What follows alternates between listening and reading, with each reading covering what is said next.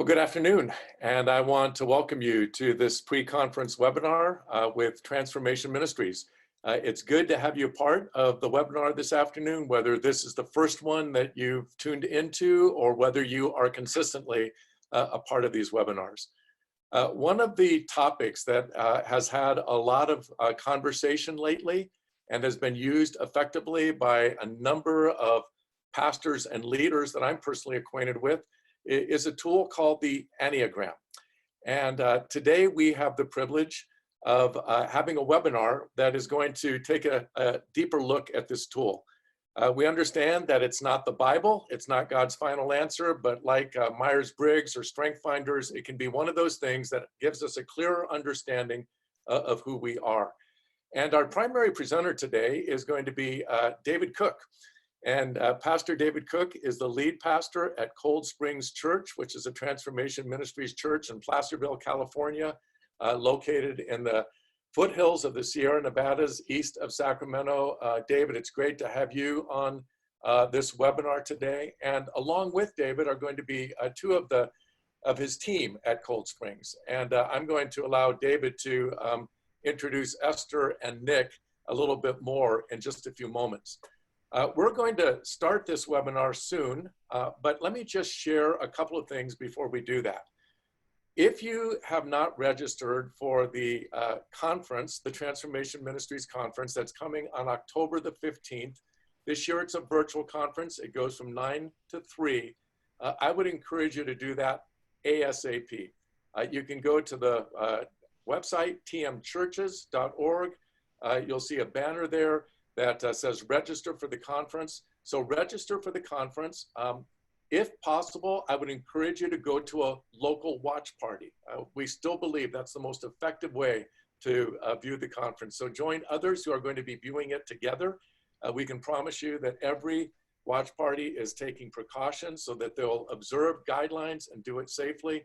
But in that context, we think that there can be just a chance to connect with some people and talk about what you're seeing.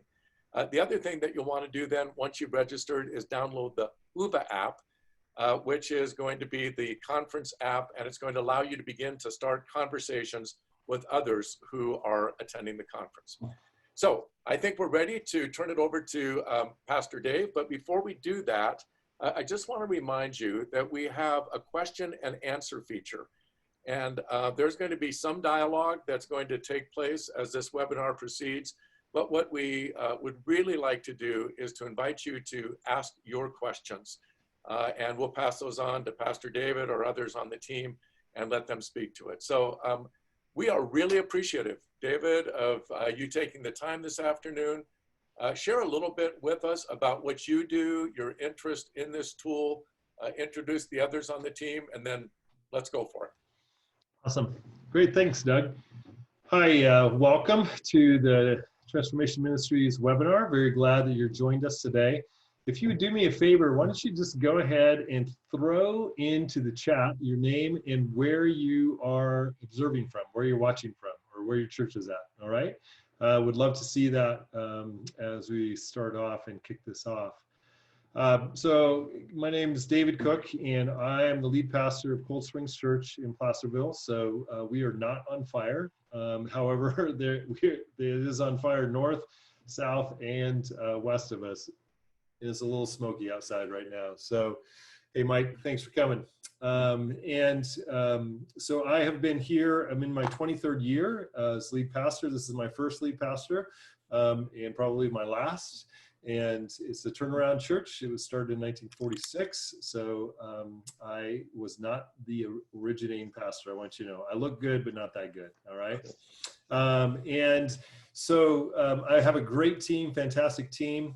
We've been in the midst of all the challenges and difficulties that everybody else has been going through in COVID time.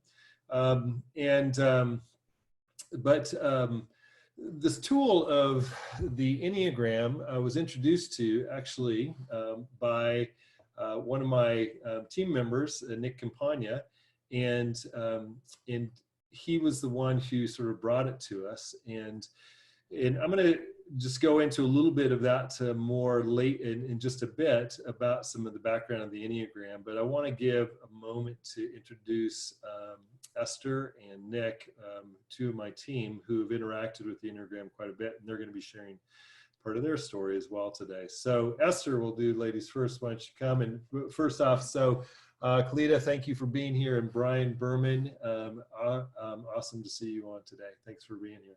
So Esther. I'm Esther Tress and very happy to be here today. This is my 15th year on staff at Cold Springs Church. I'm phrasing it the way David phrases it because to me it's been 14 years, but I'm in my 15th year. And I am the spiritual formation pastor here. I also function as the executive pastor, and I'm a leadership coach, and I'm on the board at TM. So it's a privilege to be here today. And Nick, tell us a little bit about you. Where in the heck are you anyway? Yeah, so my name is Nick Campagna, and I have been on staff at Cold Springs for the past 12 years, and really enjoyed that, getting to work with David and Esther there, and the rest of our team has been great. Right now I'm out in Minnesota in the Brainerd Lakes area, where an organization I work with called Elementum is meeting to do planning for this next year. So it's beautiful out today. It's been rainy and awful the past couple of days, so enjoying it outside. Great, thanks, Nick. So Nick was is finishing up his master's degree at Multnomah University, and it was a part of his master's degree that they interact with the Enneagram. Enneagram is something that I was familiar with, but had never engaged with. But he brought it to the tool as a development tool. I said, why don't you teach on this? And when he brought that in, then that really awakened within me an interest in that, such to the point of going and getting trained as an Enneagram coach with integrative9.com organization that uses it and has developed it primarily within the business context. And it's a company based out of South Africa. It's an international company where they use the Enneagram for individual and team development in the marketplace. So the reason why the Enneagram was interesting to me is because I am a self-professed junkie of assessments. Right? I have a drawer full of assessments, and it comes from what I call the leadership pyramid. And so, if you could throw up that next slide, number 3, that there's when I talk to leaders, when I talk to my team, then there is a pyramid that I talk about that is essentially important if we're going to be effective and healthy leaders. And the bottom of the leadership pyramid is to know yourself. That we, at the very essence, we need to know who we are, who God has created us to be, how he has shaped us and formed us, because that's the way we show up in the world. And then out of knowing yourself, then you're able to lead yourself. And as you lead yourself, you're able to lead others. You lead leaders and you lead movements. And I've been a coach, a leadership coach for about 20 years. I've been a mentoring pastor for numerous years, about the same amount of time. I've interacted with a lot of leaders through the years, both within my ministry team and within my coaching. I'm a professional certified coach with the International Coach Federation. I teach coaching with Coach Approach Ministries and Western Seminary. And so coaching is one of my passions, and leadership is one of my passions. And one of the things that I've seen consistently is that the greatest challenge for leaders is not the people that they're leading, but it's leading themselves above all. And how their leadership, self-leadership, either undermines or enhances their leadership of others. So because the leadership problem is this, is in one word, and it's complexity. And so if you remember that pyramid, the further you move up in the pyramid, the greater the complexity of things and issues and challenges that you face. And the greater the complexity we face in our life, the greater the stress. So has anybody gotten stressed out in the last 6 months at all? That you're all of a sudden been told, no, you can't actually meet and do church, so you have to figure out how to do church otherwise. That's a complexity issue, right? And so that brings out stress. And the greater the stress, the more cracks in our character and our competence that begin to show up. And if we don't recognize those things, then they undermine us. And we see that regularly within the news, right? We see it within the secular world with leaders who their failures don't come with failing to lead a company, they come with failing to lead themselves. And that happens in the church world as well. So the power of the Enneagram is that that I come from the perspective that we are fearfully and wonderfully made. That's what the psalmist tells us. So who Doug Meye is he is fearfully and wonderfully made. Who Esther Tress is, who Nick Campagna is, who I am fearfully and wonderfully made. But we're all different within that. And so the challenge is to be you and to live fully who you are and to live in health and to recognize the unhealth. And so the power of the Enneagram is that it helps to name who we are and that health that is found within us, but also the unhealth within us. And when you look at the idea of naming biblically, naming shows authority, right? You know, that I was just reading in my devotional, I think yesterday or today, about Jacob wrestling with God, and that then he was renamed Israel. That you see that the power of naming a city or naming a place, naming a child, that there's a sense of authority that comes over that. And when we are able to name things and we have authority over them, in one of the coaching courses I teach is the neuroscience behind coaching. And so there's a concept within neuroscience that when we name our emotions and behaviors, what happens is that there's actually a mental neuronal shift in our brain where we gain control over that emotion, over that behavior, so that we can become responsive versus reactive to it. And one of the things that the Enneagram does is it gives us the ability to name things, and there's power within that. So let me just read to you a quote from John Calvin, Institutes of the Christian Religion. So this was his first edition was written in 1536. He was at the ripe old age of 26 when that first came out. And the final edition was in 1559.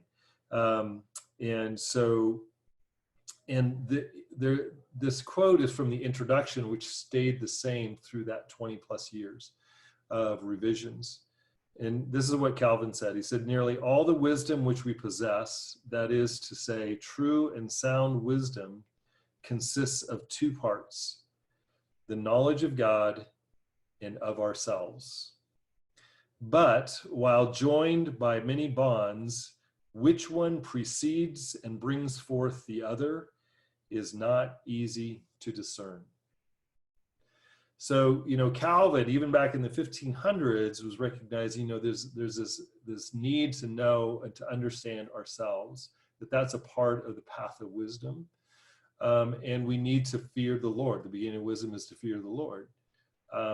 And they are sort of chicken and egg sort of things that are going on with that. And so,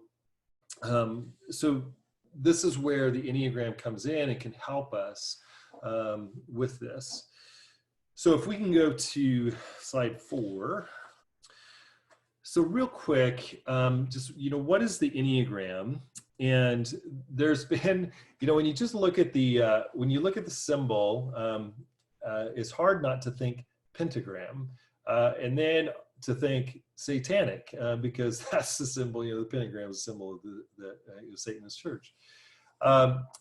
This is not a pentagram. This is an Enneagram. So from the very essence, what Ennea means is 9, Greek for the word 9, and gram is drawing. So it's a drawing of 9, and so it's 9 drawing. So that's literally what the name, the words, and all of us, good Greek scholars, we appreciate that, right? So Enneagram is just simply means a drawing of 9, and that it has roots actually that go back into the Desert Fathers and the Desert Mothers within the Christian tradition, and some of the earliest roots that that we find in some of it is from 1305 with a man by the name of Ramon Lull, who is a philosopher and theologian.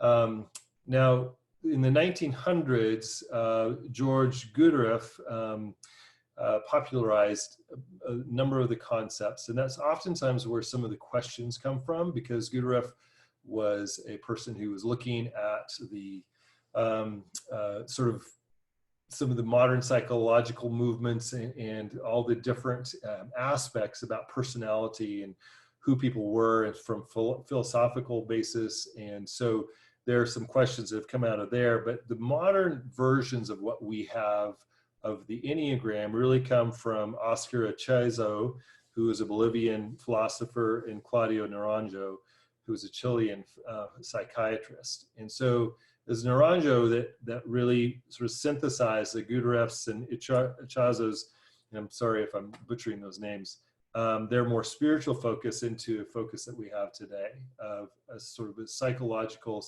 model of personality. And so the Enneagram is 9 personality types. And if you think about this, if any of you wear glasses, if you think about your Enneagram number is the prescription lens through which you look at life. And if any of you have ever picked up somebody else's glasses, Esther, have you ever picked up anybody else's glasses and put them on? We did this as an experiment as a retreat one time, and I said, okay, and I had my assistant get a whole bunch of different prescription glasses from the resale shop. And I said, okay, I want you to put these glasses on and wear them for 10 minutes. I put a pair of glasses on, I wore them for 30 seconds, and I thought I was going to throw up. And that's a little bit how we react to other people's Enneagram types, is that we see things perfectly through our lens. And when we have to put on somebody else's lens, we sort of think, this is totally screwed up, messed up. This does not make sense whatsoever.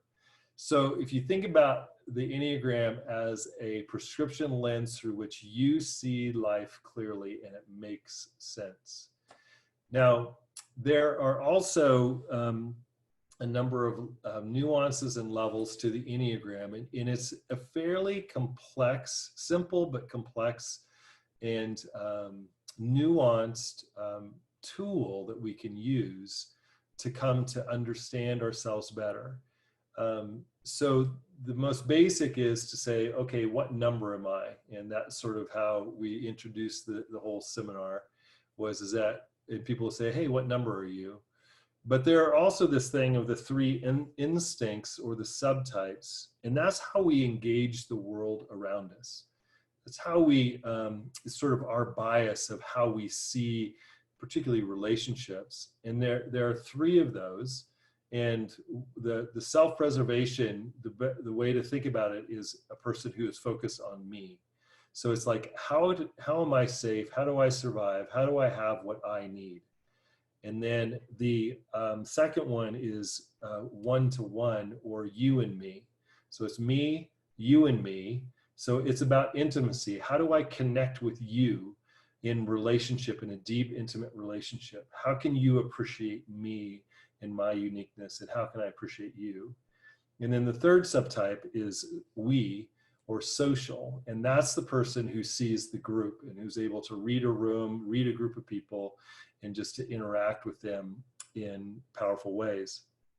And so, those, and that's a really important part of the Enneagram to help us to understand how how we show up. So I'm going to stop for a second before we look at a couple of other things, but just to invite Esther and Nick on there. And so Esther and Nick, how has the Enneagram, that the number helped you?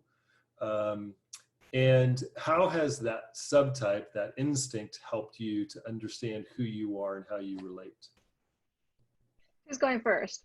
You are, Esther. You Okay. unmuted first. You're good. Since I spoke up. Yes. Well, I'm a 7. And as an aside, David is a 7. And it's really interesting how different we are, even though we're the same number. So that's something to keep in mind when you're working in team.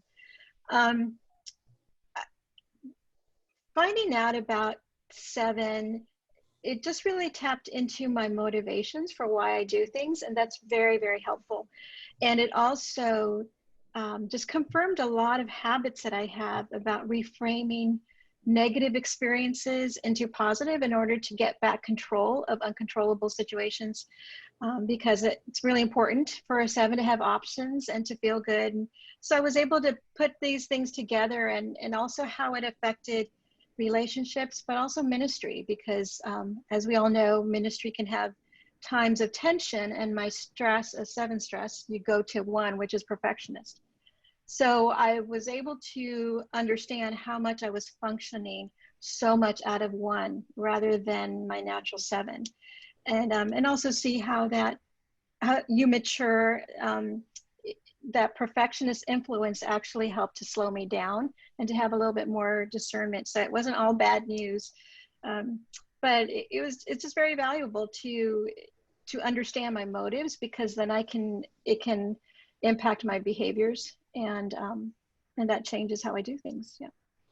Yeah, Esther, you brought up the idea of lines, that with each of the numbers, there's 2 lines that come off of it. One is a stress line. When we're stressed, we act like another number.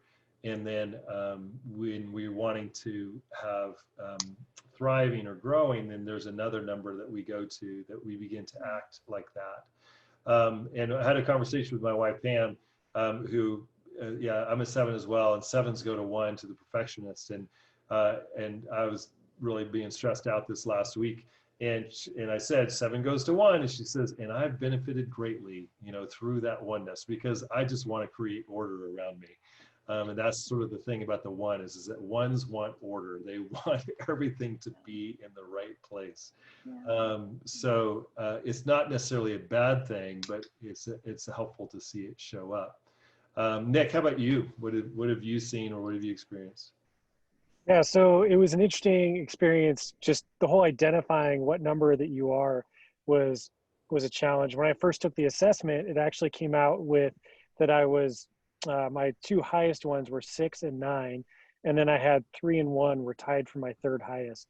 And as I read through kind of where you go when you're unhealthy side of things, and what the core motivation was, like what drives you and pushes you forward, I started to realize that I definitely resonated with the 3 much more than the 6 or the 9. And then as we read through the 1, I was doing it with my wife. I started laughing mostly. She started getting quiet because it was describing her. And so I think the biggest thing for me was it helped me to identify when I'm operating in unhealth and when I'm operating with the wrong motivations. And as a 3, the underlying kind of downside is that you want to avoid shame, is that you want to stay away from shame. And so, but shame can be a really powerful motivator. Like you can, but the problem with that is that if you're being driven by shame, if my motivation to improve in something or to work hard at something is to avoid being ashamed, then that's a self-focused drive that I have. My eyes are on myself, not on serving the people around me. And there was an immediate thing that I was applying that to, that I was kind of going through at the time when I first interacted with the Enneagram a few years ago. And it was a pretty powerful wake-up call for me that my entire motivation for improving was self-focused. And it wasn't so that I could serve the people that God has called me to love and to serve better, more effectively, but it was so that I would not be ashamed and I wouldn't experience shame. So that was a huge benefit for me, and a huge um, thing for me has been just it surfaced where I go when I'm unhealthy and what I feel and what I experience when I'm unhealthy, so that I can evaluate what's going on and move back towards health. Yeah, awesome. Yeah, if we could go down to the iceberg slide, please. So there's this slide here that sort of is a description in one of the challenges. So when people get introduced to the Enneagram, one of the things that people almost cannot help themselves but do is to type everybody else around them. So is to call out people's numbers. Don't do that. Number one, because you're probably wrong. Because what we're basing it on is we're basing it on the top of the iceberg, the behavior. And so this is the thing, is where the power of the Enneagram is that it gets beyond the behaviors and it's really looking at the motivation. So this iceberg picture gives a real good picture for us of how we are, how we are shaped and how we interact with the world. That we have our behaviors. There can be all kinds of reasons why we do what we do, but then there's personality, and that personality part of that personality is the defenses that we've created. But then there's the motivations. What's really motivating us? So I'm a 7. One of the core motivations for the 7 is to avoid pain and to maximize pleasure, which is like, who wouldn't want that, right? I mean, that sounds like the most well-adjusted person in the world, right? I mean, it's the Epicureans. Not everybody agrees with me on that, by the way.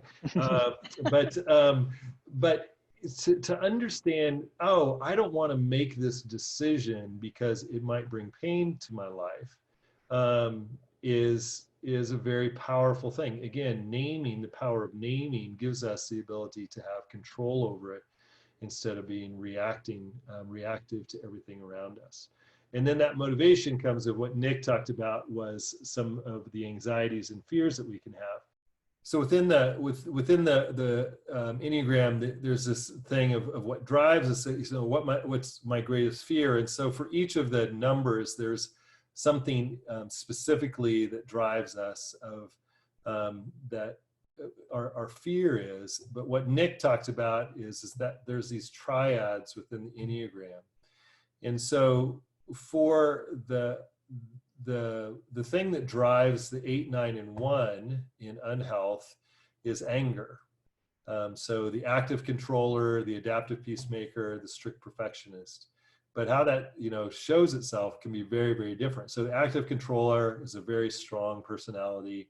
Usually, I call them, they go before themselves. So that there's presence. When they walk in the room, everybody pretty much knows an active controller. The adaptive peacemaker is about the opposite. They can fade into the background. And then the strict perfectionist wants order and control and everything. So they each have sort of how their fear that shows up, but the unhealth is the anger that they can feel. And so that comes out. With a 9, oftentimes is very passive aggressive. With the 8, it's just plain old aggressive. It's just go after. And the 1 as well can be resentment. It can come out in forms of resentment. So what Nick was talking about with the shame, the 2, 3, 4, the considerate helper, the competitive achiever, the intense creative is that there's this sense of shame that can be driving behavior out of their unhealth. And then the 5, 6, 7 is about fear, the quiet specialist, the loyal skeptic, the enthusiastic visionary. And so that was very confusing for me as a leader, because I don't see myself as fearful at all. But because I'm always trying new things, I get bored and want to try new things. But what I came to understand is that there was a fear of missing out, FOMO, right? That I wasn't going to be fulfilled. I wasn't going to have my needs met. And that would drive my behaviors. That would drive my relationships and make me a user of others versus an appreciator and a partner and a teammate with others. So Nick and Esther, just within that whole thing of the fear, shame, anger, how have you seen that show up? Well, because I studied psychology a lot, I was very aware of my tendency to reshape my reality so that I could continue to be happy in whatever situation I was in. And that actually kept me in a career 5 years or more longer than I should have, because I just kept reframing reality. And since it was a financially good resource for me, I didn't want to let that go. And also I didn't see any other options, which makes me feel stuck. As a 7, I need to have options. And so I'm just aware of that dynamic that even in my marriage, I would sometimes find a way to be at fault so that I could apologize and so that we could just move on and I could feel good again. And so I realized that was keeping things in the dark that shouldn't have been in the dark, or keeping me back. So when I did the Enneagram, it just all made sense. And it was so foundational to me to avoid pain and to have options, that it framed so much of my thinking. And when I went into ministry later in life, I got really fanatical about suffering, because for so long I felt like I had just been frivolous and wanting to feel good. And so I kind of had to have a balance. I had to strike a balance with that. And the Enneagram was just helpful in figuring those things out, and also giving my teammates a heads up. You know, David's really good at seeing when I'm heading toward the 1 and being perfectionist. And that's helpful, because it's not a shame thing. It's just, you know, how I'm made. So. I guess one of the biggest helpful things that, as I interacted with the Enneagram, was just seeing that the 3 is called the competitive achiever. So you want to be able to get things done, and people see you as successful, are 2 of the big motivating factors for a 3. And in unhealth, when you feel like people are not seeing you successful, or where you are failing or whatever else, and you're experiencing shame, you go to the 9. So you start to withdraw. You go to the unhealthy behaviors of a 9, which is to disengage and withdraw, kind of remove yourself from the situation and avoid whatever that is that's causing you to be appear as if you're unsuccessful or whatever.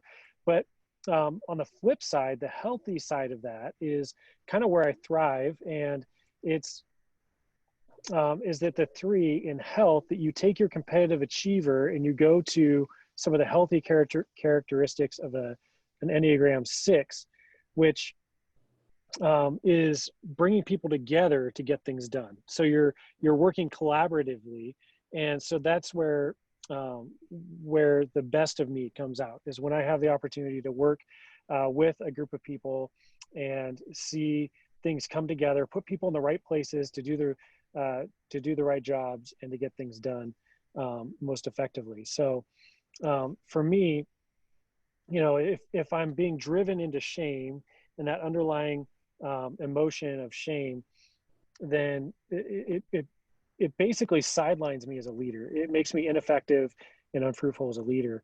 And when I'm, and it also makes me very self-focused, but when I'm living in a healthy way, it's the outward focused me, and my leadership becomes outward focused, and it's actually, you know, more Christ-like. Great. David? Yeah. Could I bounce in here and just ask a question that, and I really want to direct this to Esther because of her position on the church staff. You work with spiritual formation, so you're concerned about people becoming more and more like Christ.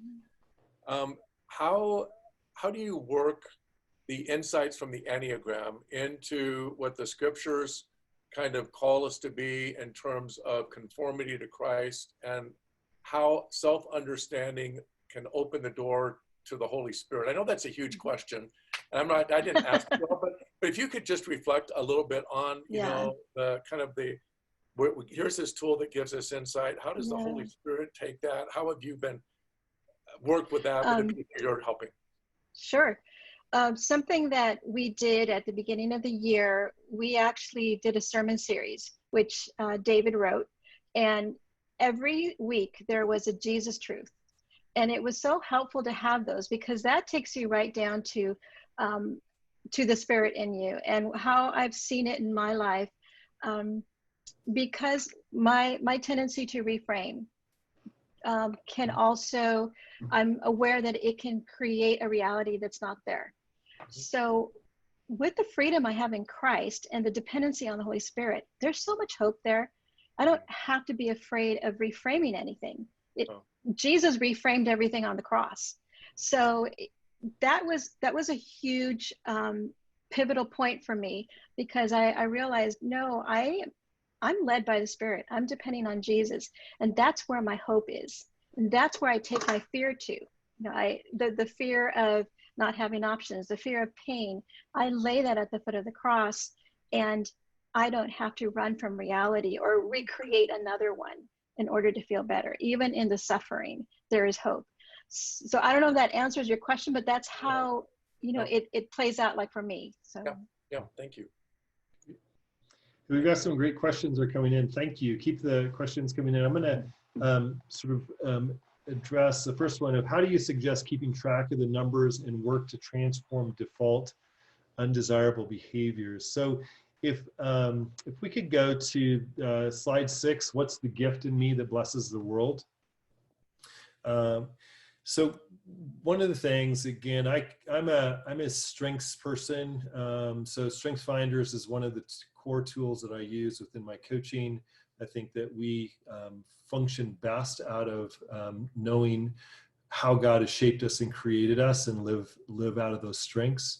And so the Enneagram, actually, you know, this is one of the beautiful things about this framework to think about yourself and about life, is to sort of understand, again, going back to that fearfully and wonderfully made. You're not a mistake of how you are shaped. And so the gift in me that blesses the world, and a lot of, you know, some of this I really appreciate. There's a woman, Marilyn Van Zyl. I'll show you a slide with resources. Marilyn Van Zyl wrote a book, Self to Lose, Self-Defined. Hold this up. Oh, can't see it, it's backwards. But she's based out of Washington State, and it's the most Jesus-centered treatment of the Enneagram that I've seen. It's just awesome. And she talks about this thing of the gift. So part of that is just to recognize, I always think, you know, focus on the positive of who I'm to be, who Christ died for me to be and to live fully into. So that's part of it. So if you're a 1, strict perfectionist, the beauty of that is their goodness and rightness. They want to bring the good and the right into the world. They want what is best. And they're not afraid to have defined that and tell you what it is. They might do it in positive ways or negative ways.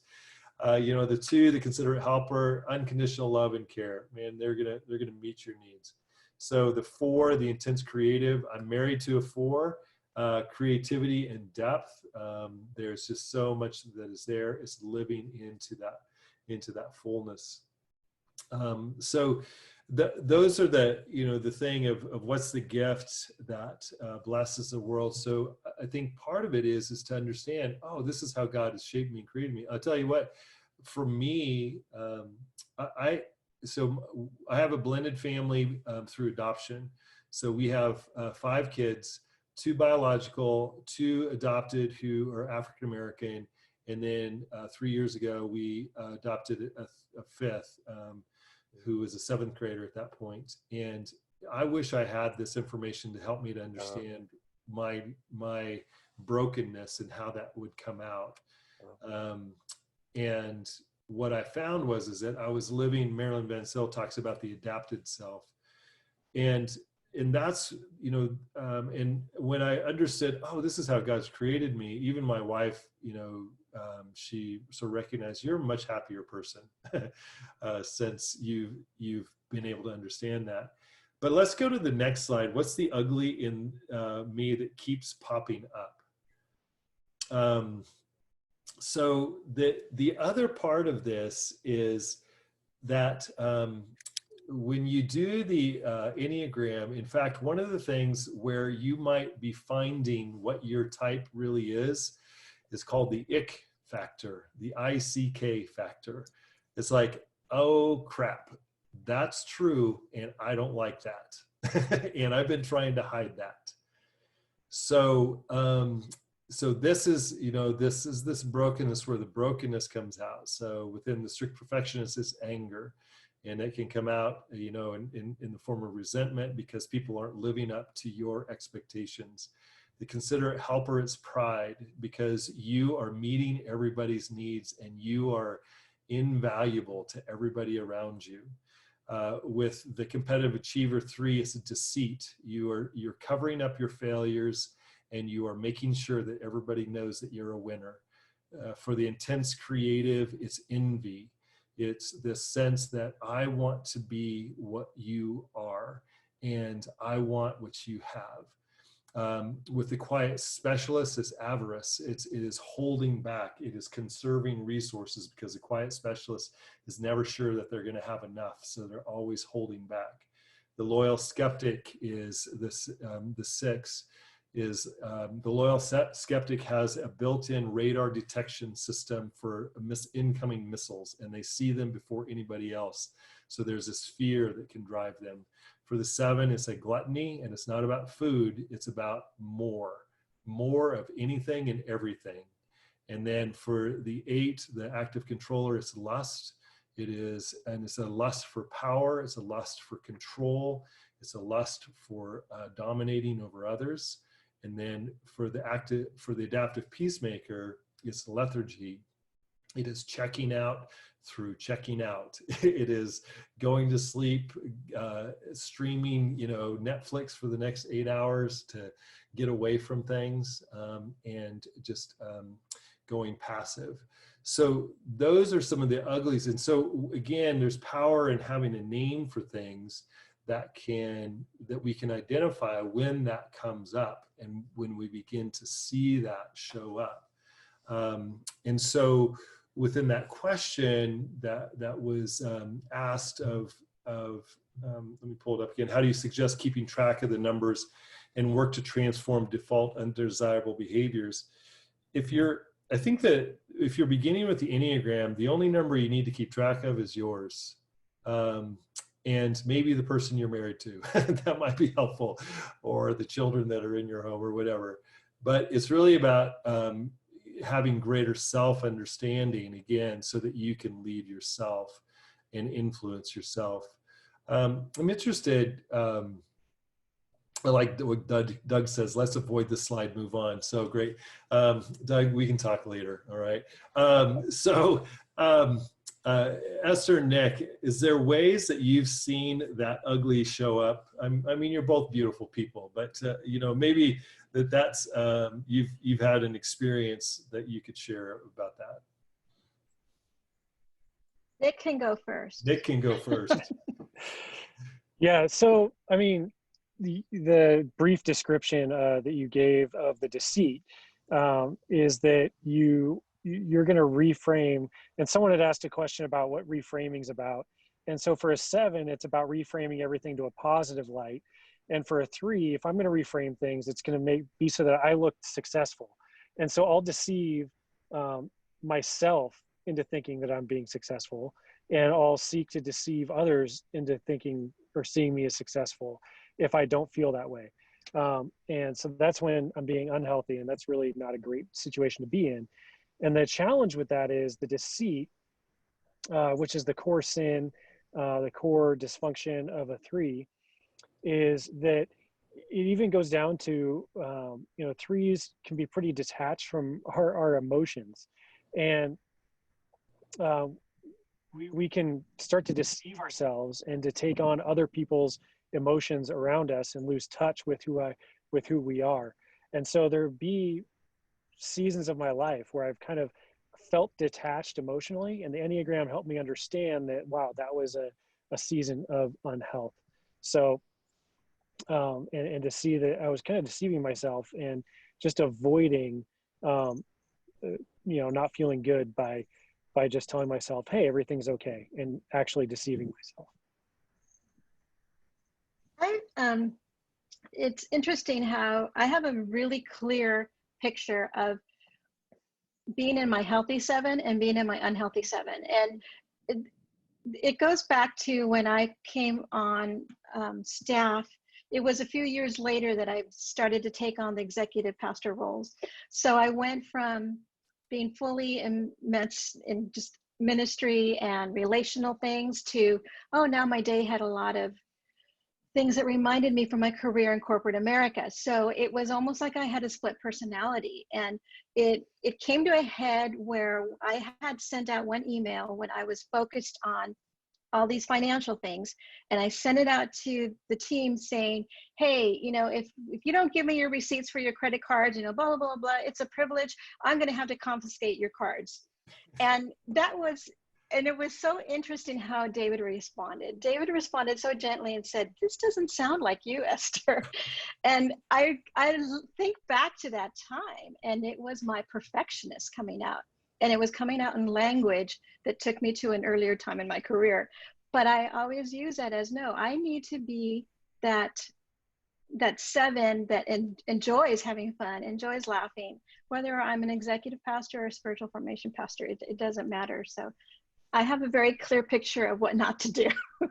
The thing I was most worried about is I thought she was going to take away my credit card. So I'm like, whoa, hold on there. Hold on. So yeah, I think I said, I think I put in, you know, confiscate. It was actually fairly funny. So David, if I could just jump in here, I know that one of the questions that came in has to do with how you use this in coaching other pastors. yeah. And I know that you said, let's be careful. Let's just apply the number to ourselves right now. Let's not go and do it with everyone else. But I also know that you've used this in a healthy way with team development. Yeah. So maybe you can talk about that a little bit. How can this be used effectively in coaching others or developing teams? Yeah, definitely. So it is an extraordinarily effective tool. Again, so there's essentially 2 tools I use right now, and it's Strengths Finders and it's the Enneagram when I'm coaching leaders, and they're pretty much required that they have to invest in that. I used emotional intelligence, the EQI 2.0, emotional intelligence as well. But what I found is that the Enneagram put the layer underneath emotional intelligence. It helped people to know what to be emotionally intelligent about. So I haven't used that tool as much. And what there hasn't been that I've seen any published research on the correlation between Strengths Finders and the Enneagram, but because I've worked extensively with leaders in both of them, I do see a correlation between the 2 that helps a leader to understand better how they're shaped and how they're created and how they see the world and how they relate to the world. So the way that I use it is that I introduce it and then have somebody take an assessment. I'm going to talk, there's a question about the assessment and training within this. I'll get to that here in a moment. But have them take the assessment. And the thing about the Enneagram is that you have to sit with it. You have to, this is not a, you know, do the assessment and then throw it in a drawer and it's going to change your life. You really have to, it is about actually mindful, intentional living. And so to do that, you have to become more aware of who you are and how you're showing up.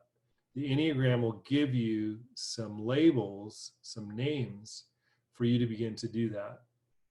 And so then we work on that. And because of the training and the work that I've done, I've worked with about 100 different leaders within the assessment tool that I use. And so, and then, you know, teaching through it through the church and doing the training and stuff that I've done, I'm able to point things out or to ask questions in my coaching that can help to bring greater self-awareness about how people are showing up and how that is functioning.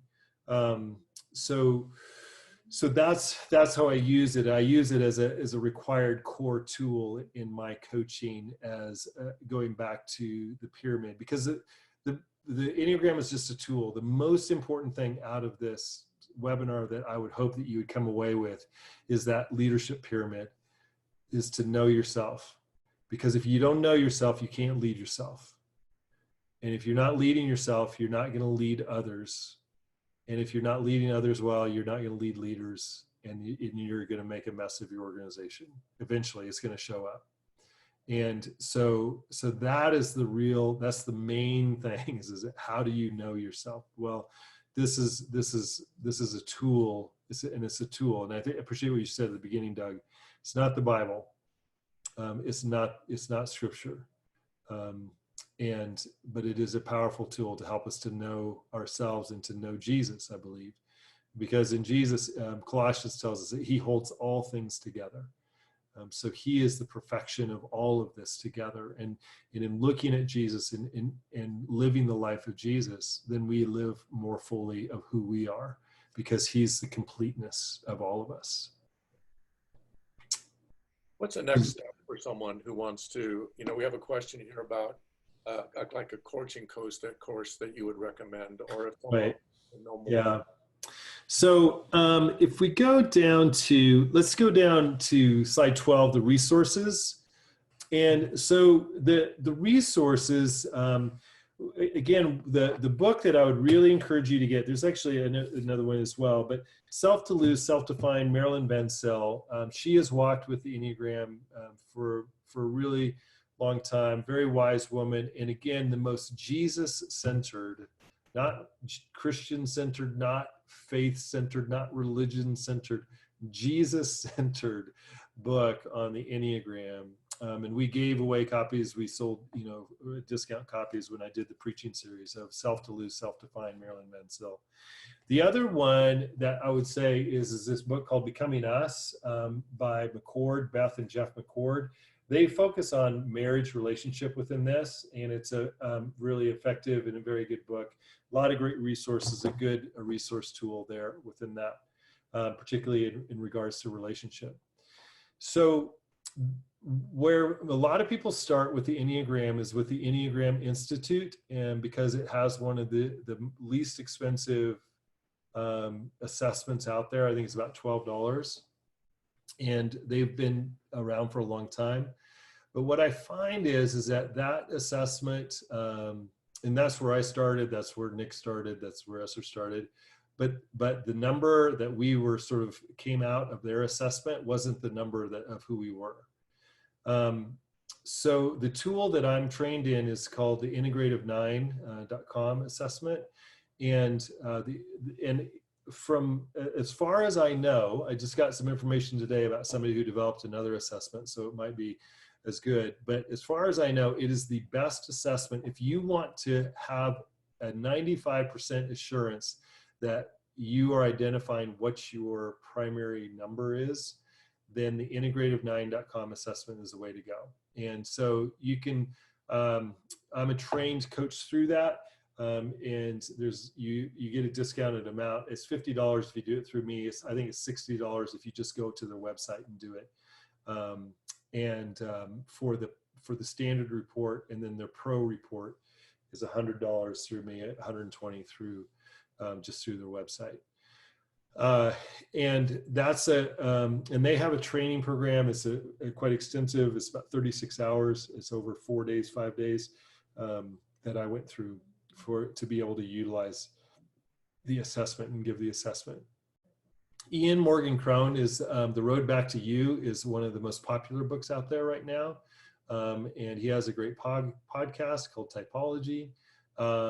So that's also a good place if you want to just begin to delve into your number.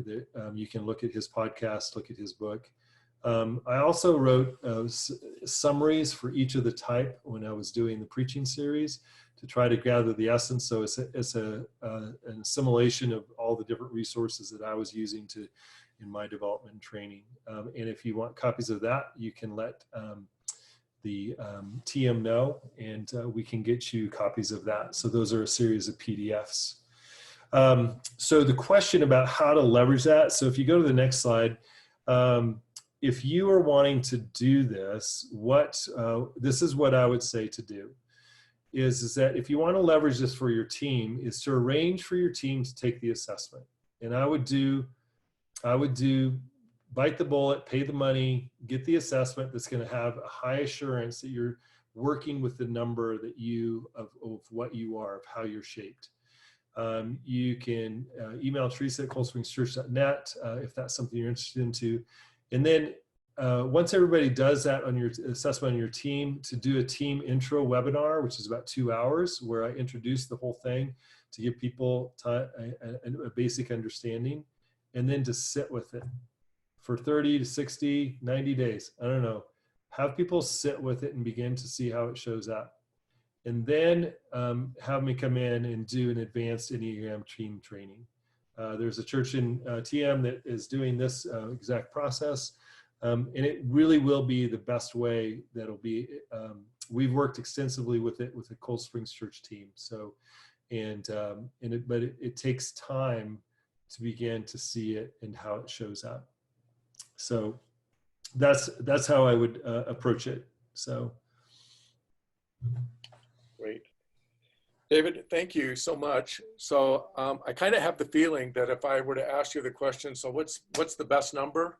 I've missed the point of what we're talking about. Oh no, the best number is a 7. Seven. Absolutely. So that is. And it is the number of perfection, right? But I mean, these people who write the book say, everybody's equal and everything like that. But let's be honest, 7 is actually. Okay. Yeah. 7s think they're the best, but 3s know that we're winning.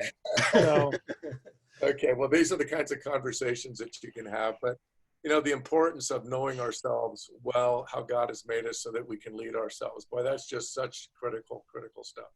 So thank you, Nick. Thank you, Esther. And thank you, David, for taking the time to be with us and lead us through this. You've seen, if you're watching, you've seen a number of encouragements to get you to register for the conference. Let me say that one lovely 7 who lives in Placerville has offered to buy the steak dinners for everyone that you get to. No, he hasn't. So, but man, if you can help us sign some people up for the conference, that would be awesome. Took away my credit card, so I'm sorry I can't do that. She confiscated my credit card. Confiscated. Hey, next Tuesday, we are going to be looking ahead. Believe it or not, Christmas is almost here. This year is going so fast. And it's going to be different this year. However it's going to be celebrated, it's going to be different. And yet we have a passion, don't we, to make it something that's going to be a fitting celebration of the birth of our Lord, that will encourage our people, and that will really give an opportunity for the gospel to go out. So next week, it's going to be a Zoom call, and we're going to have some presenters to get the juices flowing, but then we're just going to allow you to weigh in, talk about celebrating Christmas during COVID. Come away with some great ideas that can help you do Christmas really, really well in your context. It's not too early to start thinking about that. Thanks again. God bless all of you who've been on this call as you use who you are to advance his kingdom.